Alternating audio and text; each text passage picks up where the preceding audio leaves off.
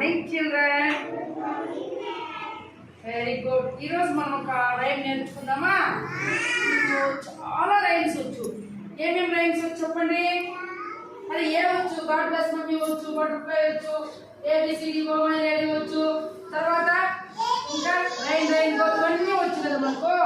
కానీ ఇప్పుడు ఇంకొక రైన్ కొత్త ఓకే ఓకే. ఇప్పుడు కొత్త రైన్ ఏదంటే ఇది తెలుసు అందరికి చెప్పేదా? గట్టిగా చెప్పాలి మమ్మీ. అదిగో అదిగో మా ఊరు, అదిగో